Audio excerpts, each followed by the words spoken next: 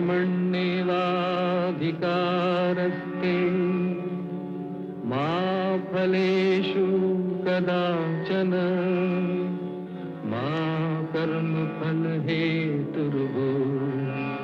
मा ते संगोऽस्त्वविकर्मणि।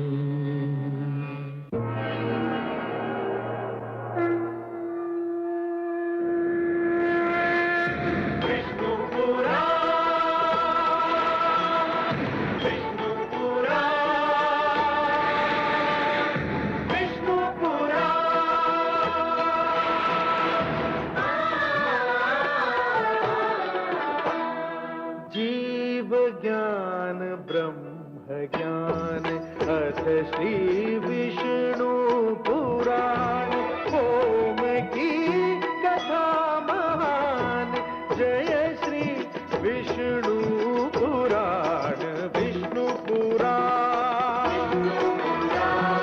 विष्णु पुराण विष्णु पुराण। मैं माँ हूं, धरती माँ।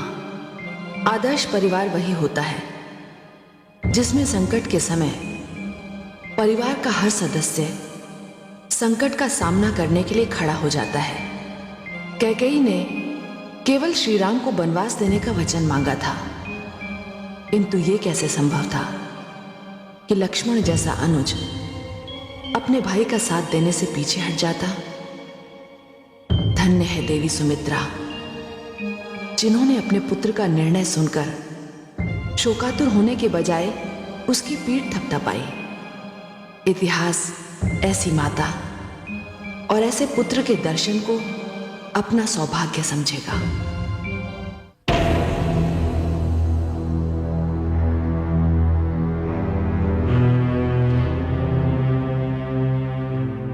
प्रणाम माताश्री। आयुष्मान बाबा।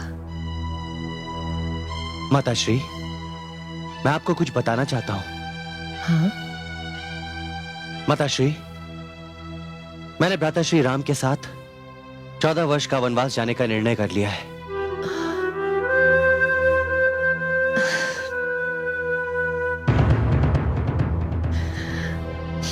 यह क्या माते? आपकी आंखों में अश्रु? क्या आपको मेरा निर्णय सुनकर दुख हुआ है माते?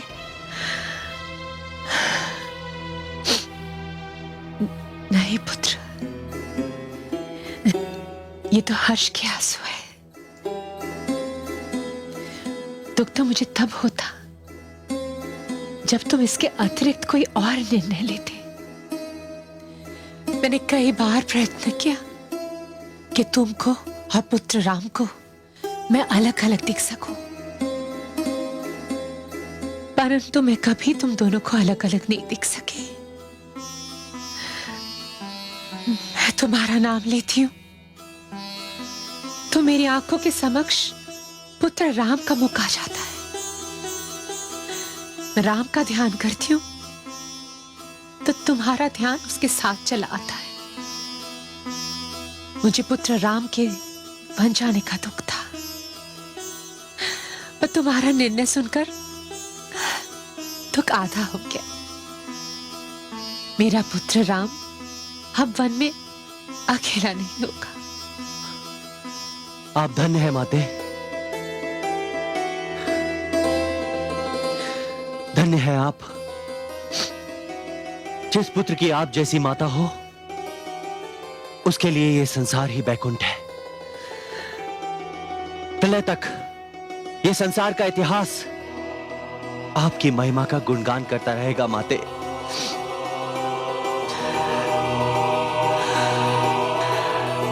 आयुष्मान बाबा। माते, आपके चरणों की धूल मेरे माथे का तिलक है। अब मुझे विदा करें।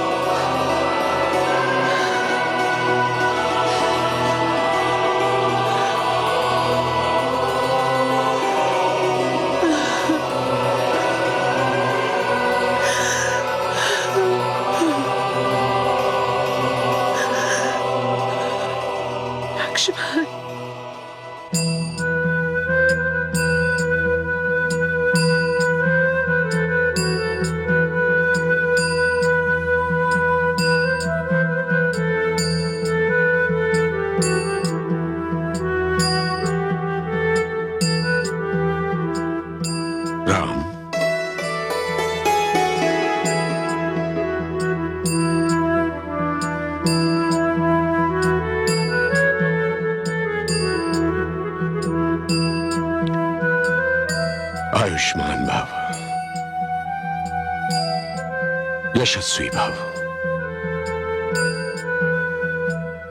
मुझे सब कुछ ज्ञात हो चुका है शिष्य। जब तुमने अपनी गुरु माता से गेरुए वस्त्र लिए थे, तब मैं सोच रहा था कि इसका क्या कारण हो सकता है, क्योंकि राम का कोई काम अकारण तो हो ही नहीं सकता। परंतु आज मैं समझा कि उसका क्या कारण था। कब क्या होगा, ये तुम्हारे अतिरिक्त और कोई नहीं जान सकता राम। ये वस्त्र मुझे अत्यंत प्रिय है गुरुदेव, और फिर ये रंग मेरे अंतर में रचा हुआ है। मैं कुछ और ही सोच रहा था प्रिय शिष्य। क्या गुरुदेव? तुम 14 वर्ष के लिए वनवास पर जा रहे हो राम, और मैं ये भली भांति जानता हूं कि महाराज दशरथ 14 पल भी तुम्हारे बिना नहीं रह पाएंगे। उनका क्या होगा राम? हम सूर्यवंशी हैं गुरुदेव, नियति को झेलने में हम अभ्यस्त हैं। तुम्हें लौटने में विलंब हुआ, इसलिए मैं यहां चला आया। अब मुझे जाकर अभिषेक का प्रबंध रुकवाना पड़ेगा। रघुकुल में ऐसा पहली बार हुआ है, पहली बार।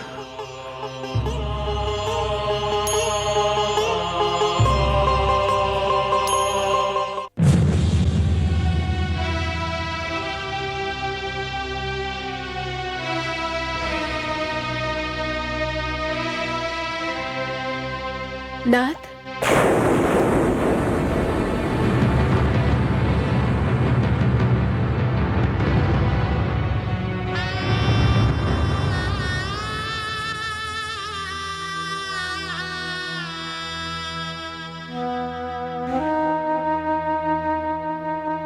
आप सोच रहे होंगे कि बाकी सारे आभूषणों का तो मैंने त्याग कर दिया, किंतु इसका क्यों नहीं? इसे पहनाते समय माता कैकेयी ने मुझसे वचन लिया था कि मैं इसे सदा अपने साथ रखूं। माता कैकेयी का आदेश मैं नकार नहीं सकती, और फिर वचन का पालन करना तो रघुकुल की परंपरा है।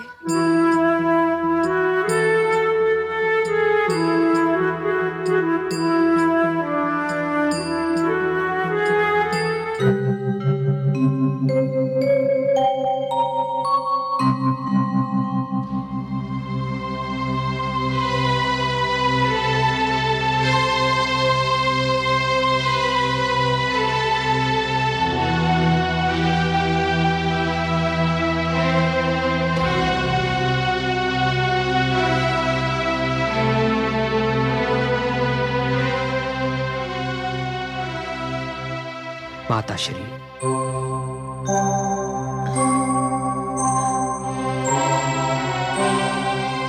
पुत्र राम,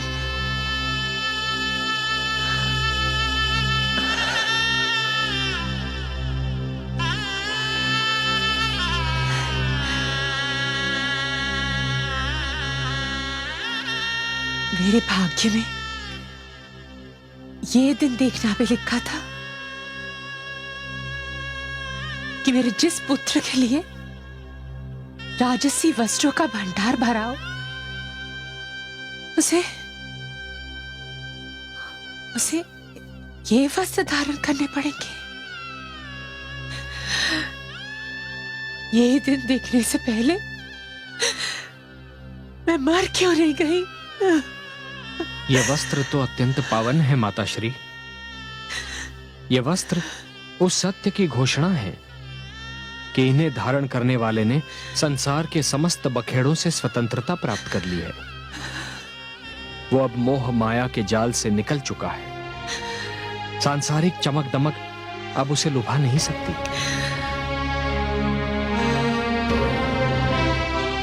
माता, मैं आपसे विदा लेने आया हूं माता। किस मन से विदा करूं तुम्हें पुत्र? किस मन से विदा करूं तुम्हें पुत्र? हाँ, तुम मुझसे वो लेने आए हो जो कोई तुमसे पहले ही मांग चुका है। क्या मांग चुका है माता? विदाई। परंतु मुझसे भी पहले किसने मांगी आपसे विदाई? पुत्र लक्ष्मण ने।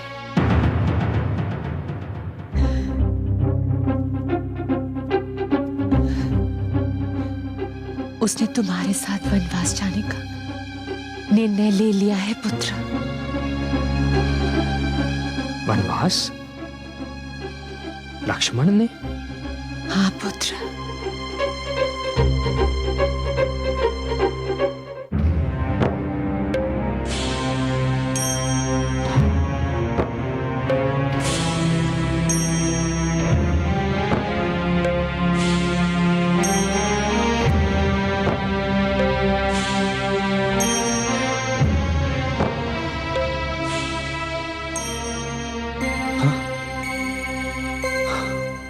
ये क्या अनुज? माता सुमित्रा ने मुझे बताया कि तुमने भी वनवास जाने का निर्णय लिया है। हाँ भ्राताश्री। भ्राताश्री, क्या आपको मेरे जीवन का वो एक पल, एक क्षण, एक पहर भी स्मरण है जब मैं आपसे उतनी दूर रहा हूं जितनी दूर आपसे आपकी छाया रहती है? नहीं अनुज। तो फिर भ्राताश्री, मैं आपसे कैसे दूर रह सकता हूं? जहां श्री राम वहीं लक्ष्मण। किंतु अनुज, मुझे तो वन जाने के लिए माता कैकेयी ने आदेश दिया है। ऐसा तुम्हें तो कोई आदेश नहीं मिला। भ्राताश्री, आपके साथ जाने के लिए मुझे किसी के आदेश की आवश्यकता नहीं है। और फिर भाभी सीता भी तो आपके साथ जा रही हैं। उन्हें भी तो किसी ने आदेश नहीं दिया जाने का। सत्य है अनुज। किंतु अनुज, आज जानकी ने जो मेरे समक्ष तर्क रखा वो इतना शक्तिशाली था कि उसका कोई उत्तर ही नहीं था मेरे पास। उसने कहा कि मैं आधे अंग से वन नहीं जा सकता क्योंकि वो मेरी अर्धांगिनी है और इसीलिए उसे साथ ले जाना ही होगा। भ्राताश्री, यदि भाभी जानकी आपकी अर्धांगिनी है तो मैं आपकी छाया हूं। यदि आप अपना आधा अंग छोड़कर वन नहीं जा सकते तो आप अपनी छाया को भी अयोध्या में छोड़कर नहीं जा सकते भ्राताश्री।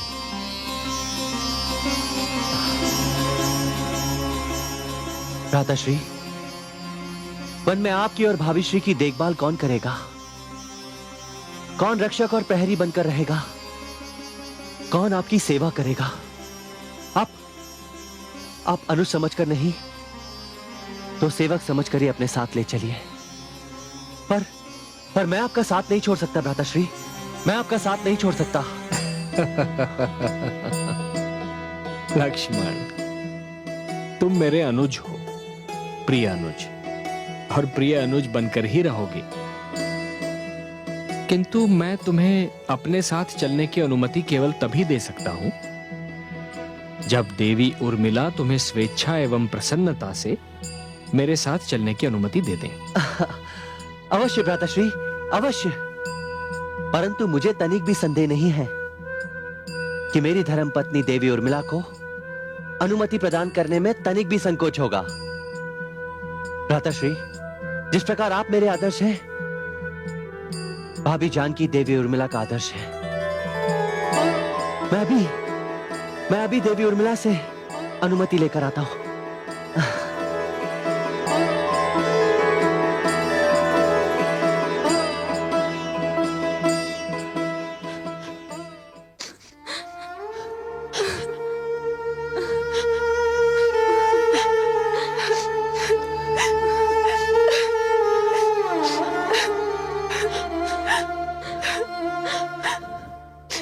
हम कितनी प्रसन्न थी कि विवाह के उपरांत भी हम बहनें साथ साथ रहेंगी, ससुराल में भी मायके के भांति रहेंगी।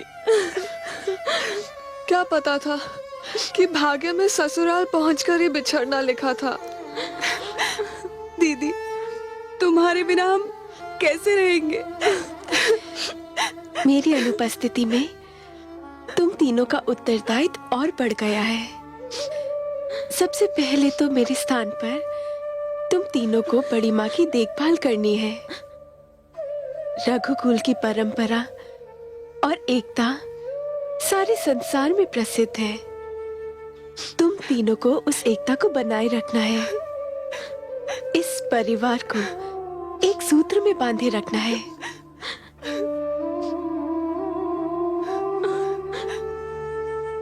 मुझे तो दुख इस बात का है दीदी कि ये जो कुछ भी हो रहा है मेरे परिवार के कारण हो रहा है। नहीं मांडवी,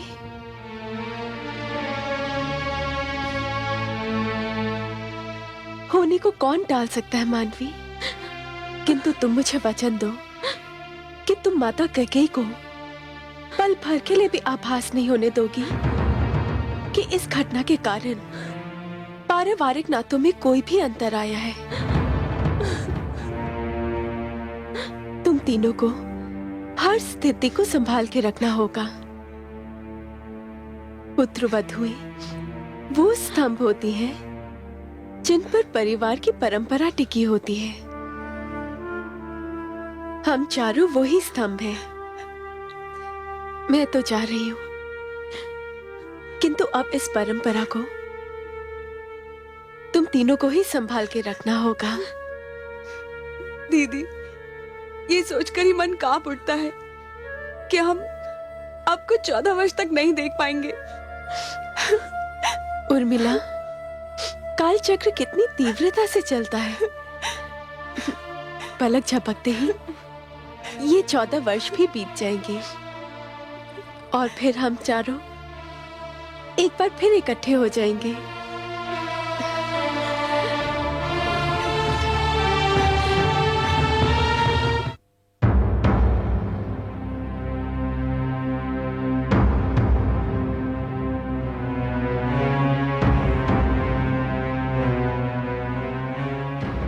ये देवी उर्मिला कहाँ गई?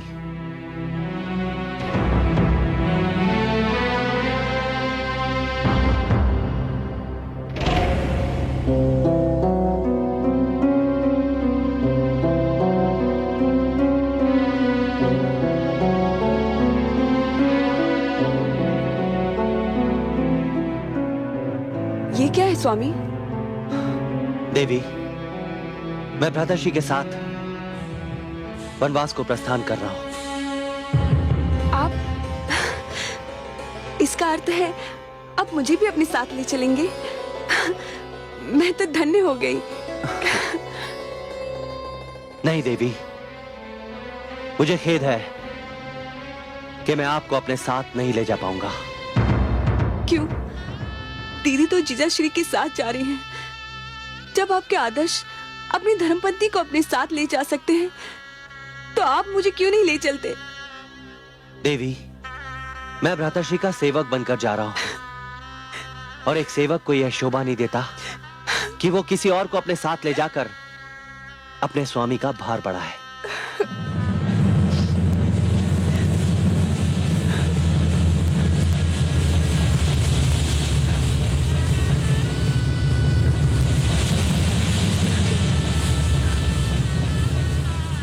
देवी, मैं जानता हूं कि आपको इसका दुख है, परंतु मुझे विश्वास भी है कि आप मेरी परिस्थिति को समझने का प्रयत्न करेंगी।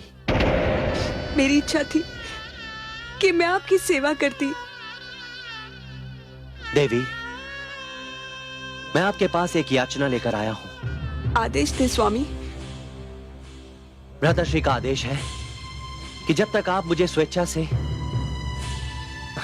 और प्रसन्नता पूर्वक अनुमति प्रदान नहीं करेंगी, तब तक मैं उनके साथ नहीं जा सकता। देवी, आप तो जानती हैं कि मैं भ्राताश्री के बिना सांस भी नहीं ले सकता। मैं जानता हूं देवी कि आप लक्ष्मण की पत्नी होने का दंड भोग रही हैं, परंतु जब तक आपकी अनुमति नहीं होगी मेरा संकल्प पूर्ण नहीं हो सकता।